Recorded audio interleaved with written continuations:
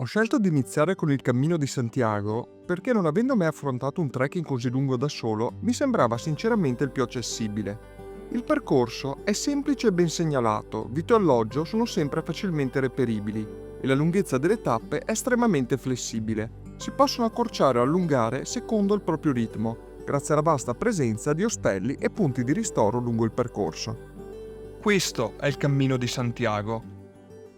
Immaginate una strada antica 1400 anni e lunga oltre 800 km, tracciata dalle orme di migliaia di viandanti che comincia ai piedi dei maestosi Pirenei.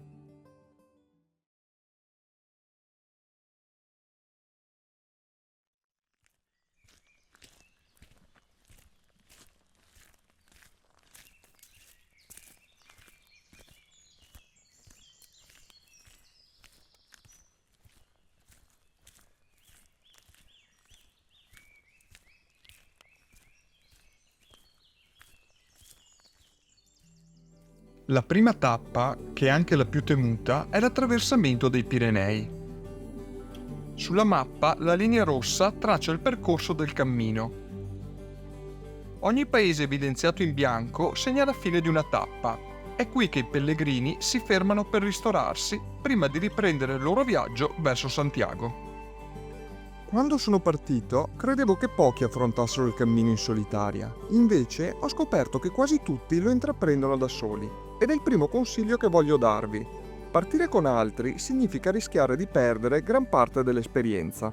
Le giornate trascorse con gli altri pellegrini saranno i ricordi più preziosi, quelli che porterete con voi per anni.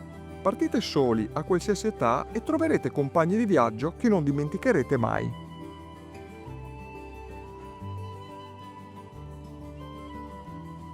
E la prima che incontro è un friulano doc di nome Paolo. Anche lui a caccia di mezzi alternativi per raggiungere Saint-Jean a causa di uno sciopero. Nessuno dei due aveva un posto dove dormire e tutti gli alberghi erano pieni. Ma abbiamo imparato velocemente che, chiedendo tra bar e negozi, un letto salta sempre fuori.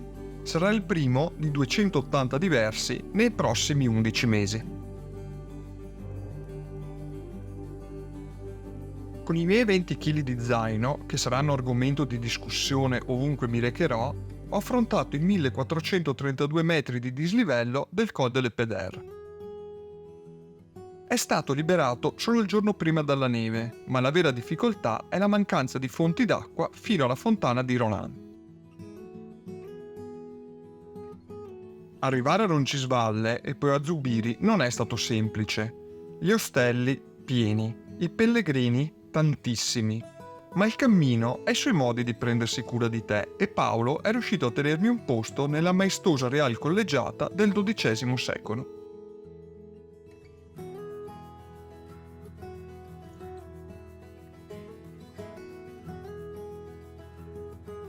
Durante questi primi intensi giorni scoprono non solo la bellezza dei paesaggi, ma anche l'accoglienza calorosa degli spagnoli. In ogni villaggio, da Roncisvalle fino a Pamplona, tra un sorriso e un buon cammino, si percepisce l'orgoglio e la gioia nel sostenere chi percorre queste antiche vie.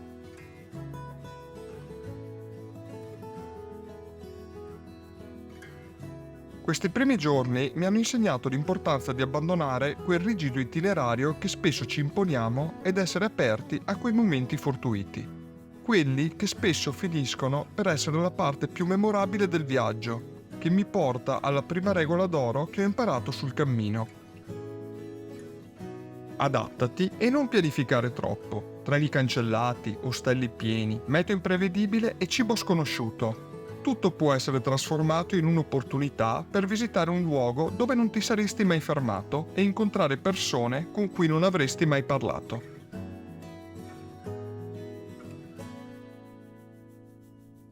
Impiego 9 giorni per coprire i 200 km che separano Pamplona da Burgos. Questo tratto del cammino attraversa una serie di piccoli villaggi medievali siti su colline e circondati da mura in pietra. Attraversare i borghi di Puente la Reina, Estella e Santo Domingo della Calzetta significa immergersi in un ritmo quotidiano fatto di piccoli gesti e incontri con persone del luogo, abituati a incrociare pellegrini in viaggio verso Santiago. Il bosco infinito di 13 km verso Atapuerca è stata una delle parti più impegnative del cammino. Un sentiero diritto senza curve, circondato solo da alberi, che dava la sensazione di essere in un luogo sospeso, lontano da tutto. Il sentiero si snoda fra una fitta vegetazione che lascia filtrare poca luce, amplificando la percezione di isolamento.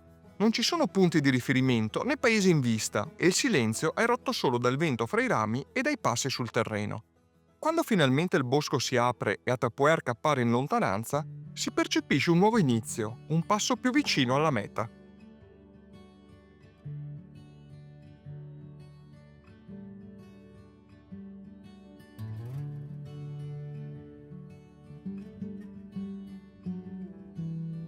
Il cammino ha cominciato a rivelarsi per quello che è, una comunità. Emanuele dall'Argentina in viaggio da 7 anni, Jack fiero delle sue radici nell'isola di Man, Ida una vita intera da expat in Nuova Zelanda, Shelly e Tinker che ritrovo ad ogni bar dove mi fermo. Lara, Angela, Chi-Un, Judith, nomi che in poco tempo sarebbero diventati volti familiari, compagni di viaggio per un'ora, un giorno o una settimana.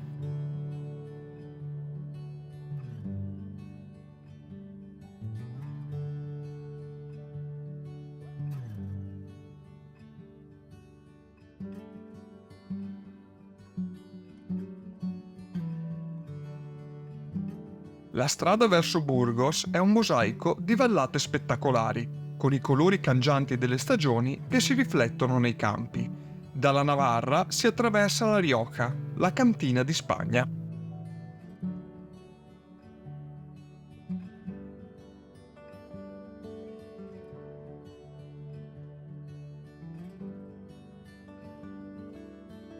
Questa regione offre un ottimo pretesto per concederci qualche piccola deviazione alla ricerca delle migliori cantine. Ed emerge come il cibo abbia questo incredibile potere di unirci. Questi pasti condivisi, semplici momenti di convivialità, trascendono tutte le barriere culturali.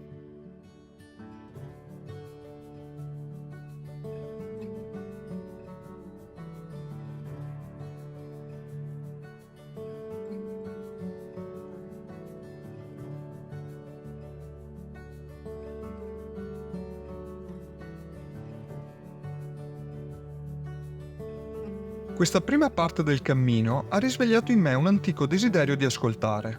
Così passo le giornate a raccogliere storie, come un collezionista che accarezza con dita tremanti antiche monete, ognuna delle quali ha viaggiato lontano. Giovani norvegesi dai sorrisi incerti, gruppetti di coreani meticolosi, irlandesi del fascino spensierato. Ognuno di loro racchiude una vita intera, compressa in una manciata di chilometri che scivolano via troppo in fretta.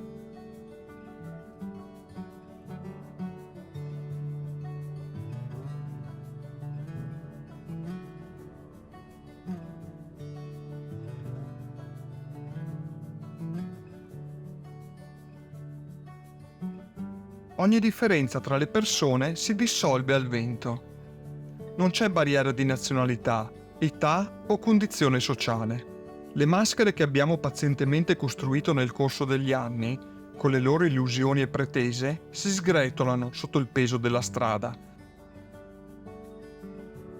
lasciando solo la nuda verità di chi siamo realmente. Qui ci raccontiamo senza timori, senza il bisogno di celare le nostre debolezze.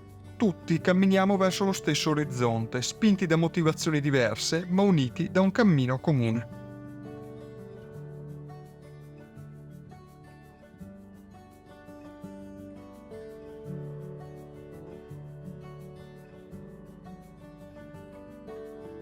E poi aspettiamo l'alba per rimetterci in cammino. Ad est, il cielo sereno squarciato dalla luce che invade le colline coltivate a colza. Volgendo lo sguardo ad ovest, verso la nostra meta, si estende all'infinito un cielo cupo e profondo, come se due mondi opposti si fossero incontrati all'orizzonte. 50 km a sud di Burgos si trova Sedil, raggiunto con un'auto a noleggio seguendo la linea blu tracciata sulla mappa. Un luogo che ha conservato tutta la tensione epica del triello del film Il buono, il brutto e il cattivo di Sergio Leone.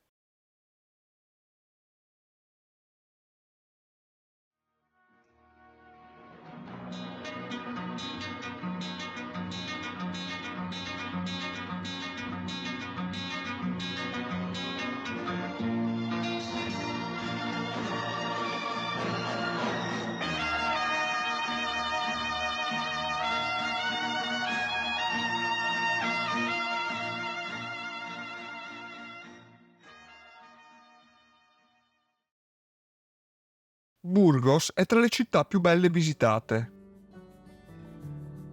con un centro vivace ma allo stesso tempo intimo e ospitale, animato da bar e ristoranti che si sfidano per preparare la migliore selezione di pinchos, come vengono chiamate qui le tapas.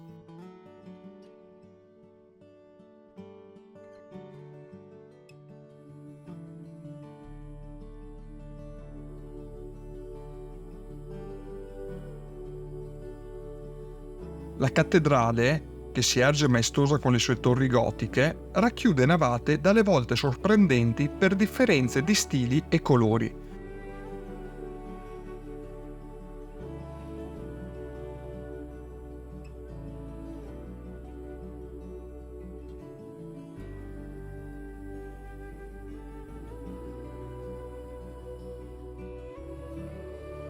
In questa seconda parte del cammino ho compreso quanto sia importante evitare di camminare sull'asfalto. Il terreno duro può essere impietoso per le ginocchia e i piedi.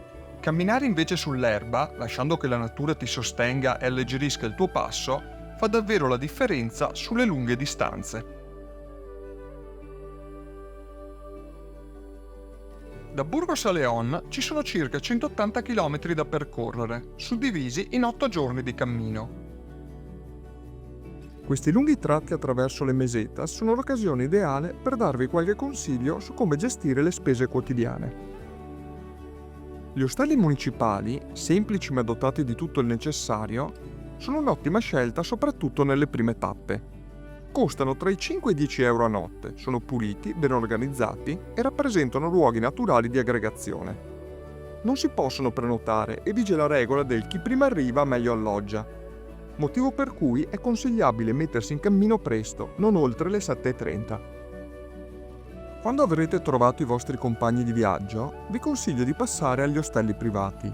Costano leggermente di più, 8-15 euro, ma spesso sono luoghi davvero speciali. Prenotarli con un giorno di anticipo è la scelta migliore. Sconsiglio invece gli ostelli donativi gestiti da volontari. Con 5 euro si può optare per un buon ostello municipale ed evitare esperienze meno piacevoli. Per mangiare troverete opzioni per tutte le tasche, dai pinchos e tortillas a pochi euro, ai menù del pellegrino nei ristoranti lungo il percorso, con prezzi tra i 10 e i 15 euro tutto incluso. Con un budget giornaliero di 30-40 euro è quindi possibile vivere il cammino senza rinunciare a nulla, che sia un caffè la mattina o una cagna de cerveza una volta arrivati a destinazione.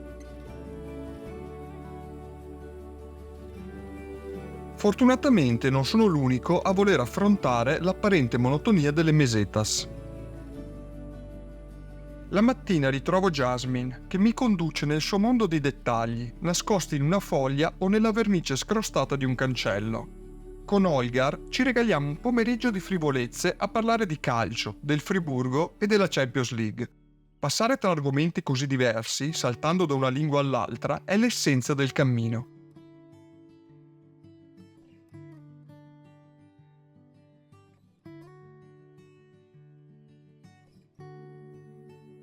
Scegliere la strada meno battuta, abbracciare quelle deviazioni inaspettate, è lì che spesso risiede la vera magia.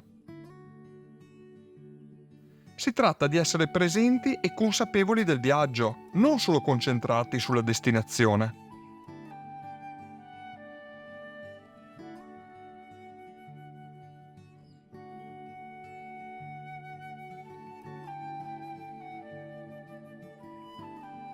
Ho avuto modo di osservare quanto i giovani del nord Europa siano profondamente impegnati nelle questioni sociali.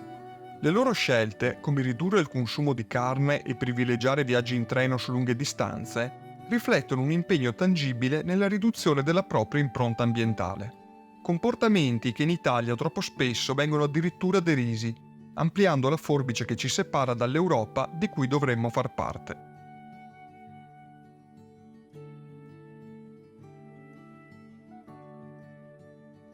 Inizio a seguire i preziosi suggerimenti di un parroco basco che sul cammino è arrivato a percorrere tappe di 60 km al giorno. Ogni volta che ne ho l'occasione, mi fermo a sgonfiare piedi e gambe immergendoli nei fiumi. Un piccolo rituale che diventa presto indispensabile.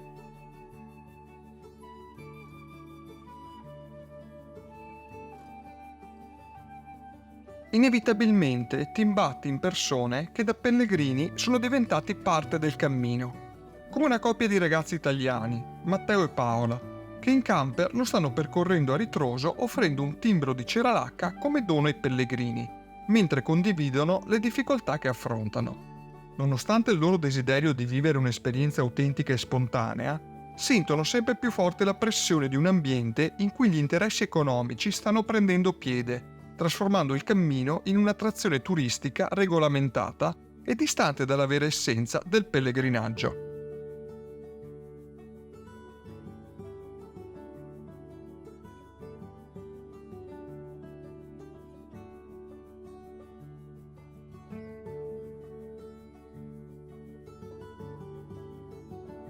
Nella città di León la vita scorre vivace tra vicoli colorati e piazze su cui si affacciano eleganti bar.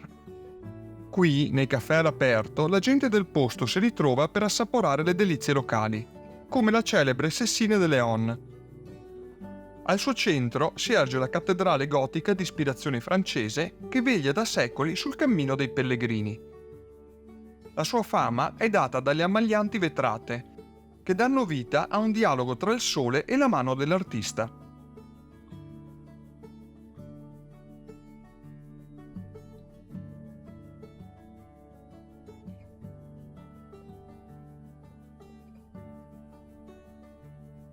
Quando vedi un fiume o raggiungi il mare, fermati. Immergi i piedi per 10 minuti. È crioterapia naturale. L'acqua fresca lenisce i muscoli stanchi e sgonfia i piedi affaticati. Il giorno dopo ti sentirai rinato, pronto per affrontare la prossima tappa.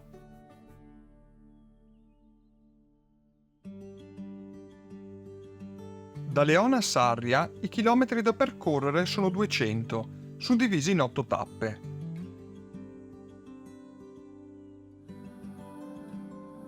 Paesi come Astorga e Ponferrada, con il loro fascino medievale e le tradizioni culinarie, offrono opportunità per rifocillarsi e riposare. Si affronta infine il passo di Osebreiro a 1300 metri di altezza. Queste tappe collinari sono l'occasione perfetta per darvi un altro consiglio. Tutti vi parleranno del peso dello zaino e di come ridurlo al minimo, ma io vi consiglio di concentrarvi sulla qualità. Un buono zaino con un eccellente supporto sulle anche vi permetterà di scaricare il peso sulle gambe anziché sulla schiena, e questo farà davvero la differenza.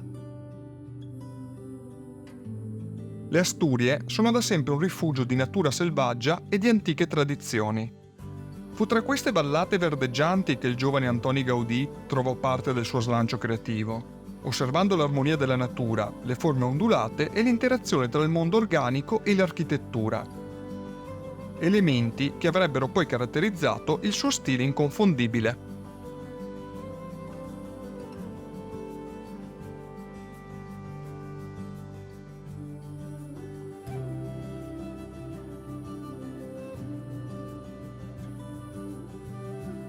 Gli ostelli privati lungo il Cammino di Santiago raccontano storie di ritorno. Molti ex pellegrini, dopo aver completato il loro viaggio, sentono il richiamo del cammino e decidono di tornare.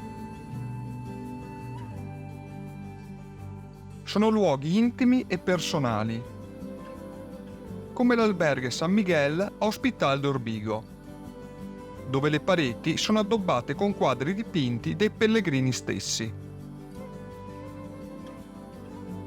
Chi arriva trova una tavolozza e può lasciare un segno del proprio passaggio. Massimo, un vero amico che mi è rimasto vicino nei mesi difficili prima della partenza, ha intrapreso un pazzo viaggio in moto partendo da Madrid e facendo rotta verso le Asturie per venirmi a trovare.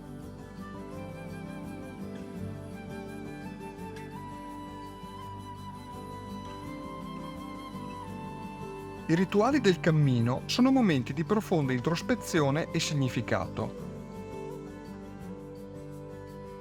Salire la Cruz de Fierro è una delle tappe più emblematiche, un momento in cui i pellegrini si ritrovano per lasciare una parte di sé alle spalle. Qui ognuno arriva con una pietra, simbolo di ciò da cui desidera liberarsi. Posizionare la pietra ai piedi della croce diventa un atto catartico, un modo per rinnovarsi e ritrovare la leggerezza, come concedersi del tempo per leggere i piedi di un albero.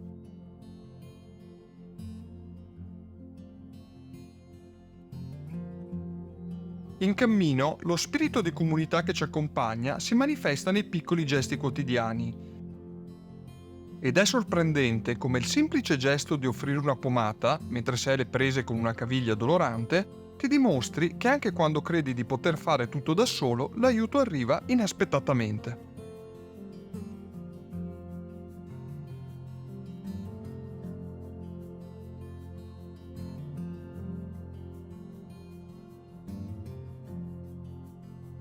L'ingresso in Galizia è coinciso con la deviazione verso il monastero di Samos, un antico complesso architettonico che risale al IX secolo, situato in una posizione strategica lungo le rotte dei pellegrini.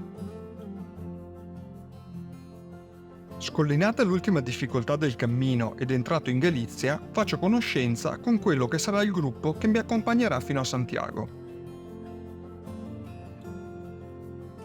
Il collante è Charlie, un rivoluzionario basco che ha percorso Santiago per ben 32 volte. Camino hay algo espiritual, pero no es porque te lo diga la gente, sino que tú sí lo sientes en ti mismo. Vas creciendo como persona, vas pensando algo que tú lo tenías ahí, pero no lo desarrollabas. Cuando vas haciendo etapas, va desarrollando tu personalidad. El camino es vivirlo, ser solidario. Una sociedad que me gustaría que existiera fuera del camino. Y es verdad que llevamos una mochila, la que se ve, donde está la ropa, y la otra mochila que no se ve, que es la mochila sentimental. Cuando abrimos la mochila, la que no se ve, son muchos sentimientos los que llevamos dentro, y cuando liberamos esos sentimientos, el espíritu se libera. Siempre hay que escuchar a la gente, escuchar, y escuchar no es igual que oír. No importa el idioma es secundario, porque para comprenderte con la gente no hace falta hablar inglés o francés o español, hace falta mirar a la gente con los gestos, ser solidario. Lo principal del camino es la gente es la que te ayuda, la que te saluda, la que comparte contigo el agua, el pan e incluso el vino. Ese es el camino. Muchas gracias.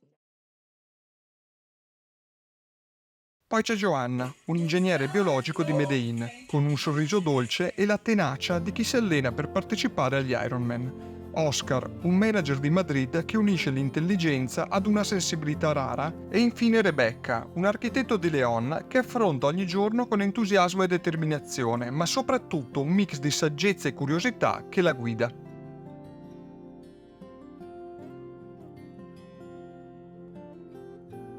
Sii aperto agli altri, aiuta chi è in difficoltà e accetta l'aiuto di chi ti offre una mano, anche se in quel momento credi di non averne bisogno. In cammino siamo tutti compagni di viaggio.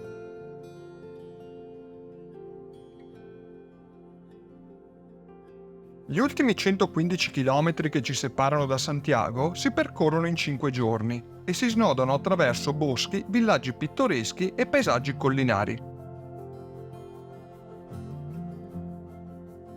Paesi come Porto Marín, con le sue case in pietra e il famoso ponte medievale, e Palas de Rei, ricco di leggende e tradizioni galiziane, offrono ai pellegrini l'opportunità di immergersi nella cultura locale, gustando piatti tipici come il pulpo alla gallega e assaporando l'accoglienza calorosa dei residenti.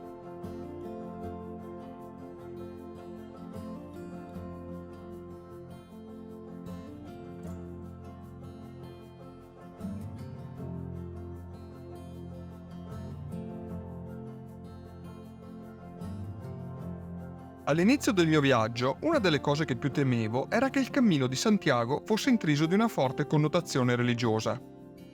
Ma dopo aver percorso i primi 700 km ho scoperto un significato diverso, un percorso di aggregazione, amicizia e introspezione. Persone con visioni diverse camminano fianco a fianco, condividendo l'esperienza senza che le convinzioni personali siano rilevanti, in uno spirito di rispetto e apertura che mette al centro il cammino e le relazioni che si rafforzano giorno dopo giorno.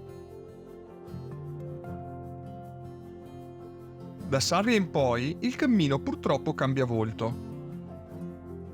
Il percorso si riempie di nuovi pellegrini che affrontano solo questa sezione finale. È un'invasione di gruppi turistici organizzati, autobus, furgoncini e guide al seguito, incolonnati su itinerari preconfezionati e attratti solo sull'ottenere la Compostela. Questo contrasto con chi è con me fin dai Pirenei mi ha fatto riflettere su come il vero significato del cammino non risiede in un'adesione dogmatica alle spiritualità, ma nelle relazioni umane e nella crescita personale.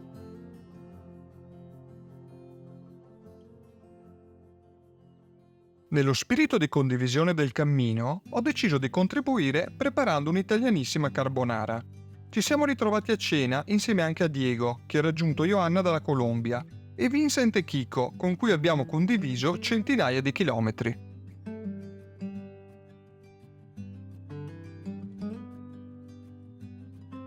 Ormai prossimi a Santiago, abbiamo deciso di fare tappa ad ogni bar.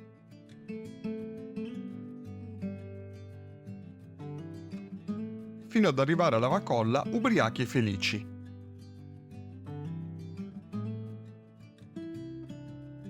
Mentre un gruppo di galleghi ci invitava alla festa del paese dove suonava il gruppo caraibico e il combo domenicano.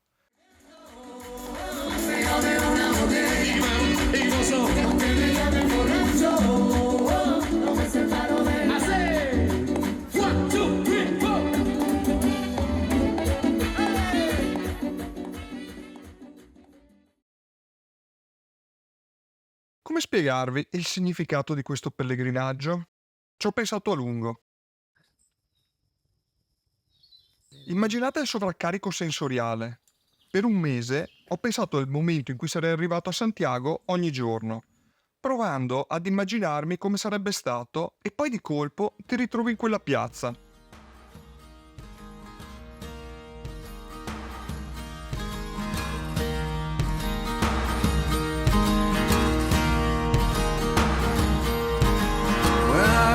Beside her, I am the better man. When I look to leave her, I always stagger back again. Once I built an ivory tower so I could. È un momento che ti rimane dentro a lungo, che lascia come una scia dentro di te. Down to be set free, she took me in again. There's a big hot sun beating on the big people in the big hot world. Sarebbe naturale che questo primo cammino del mio anno sabbatico si concludesse qui, con l'arrivo a Santiago. Ma prima di voltare pagina c'è ancora una regola da svelare e condividere. E poi c'è l'ultimo capitolo da raccontare. Un ultimo viaggio verso l'oceano, laddove il mondo un tempo finiva. Lo zaino come metafora della vita. Pensateci. Cosa ci portiamo dietro ogni singolo giorno? E non sto parlando solo di cose fisiche, sto parlando di bagaglio emotivo e convinzioni limitanti e questi vecchi schemi che non ci servono più. È così facile appesantirci senza nemmeno rendersene conto. E proprio come sul cammino, quando prepariamo il nostro zaino, abbiamo una scelta. Possiamo scegliere di alleggerire il nostro carico e di lasciare andare ciò che ci trattiene, portando con noi quello che davvero ci distingue.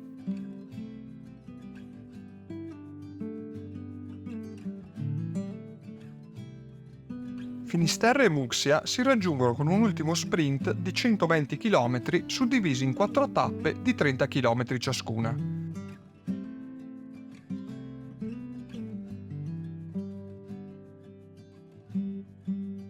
Quest'ultima tratta costeggia finalmente l'oceano, dopo un mese trascorso nell'entroterra, per spingersi prima a Finisterre e poi fino a Muxia, famosa per il suo santuario sulla costa dove il sole si tuffa nell'oceano.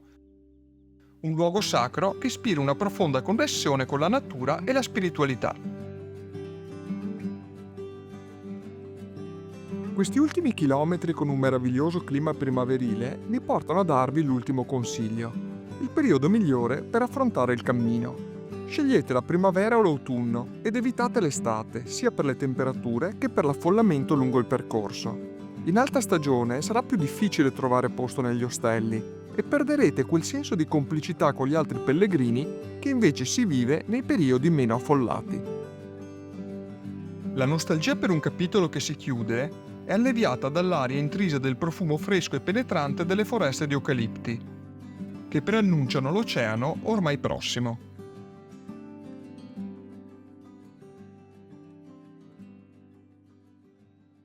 Il Cammino di Santiago si è arricchito nella sua millenaria storia di numerosi percorsi, ciascuno con la propria unicità, ma Finisterre ha resistito attraverso i secoli come l'unica vera conclusione. È come uscire dal bordo della mappa. È un luogo su cui riflettere su quanto lontano sei arrivato, sia geograficamente che come persona. Su questa spiaggia si raccoglie la propria conchiglia, che da rituale diventa il più potente simbolo del cammino, prova tangibile e allo stesso tempo custode dei ricordi. Promemoria di tutte le lezioni che hai imparato, delle sfide che hai superato e della trasformazione che hai subito.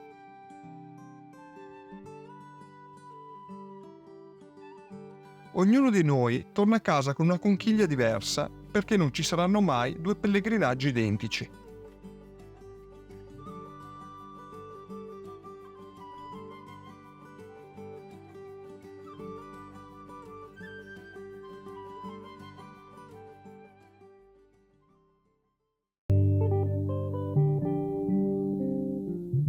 Todo pasa y todo queda, pero lo nuestro es pasar, pasar haciendo caminos, caminos sobre la mar. Nunca perseguí la gloria.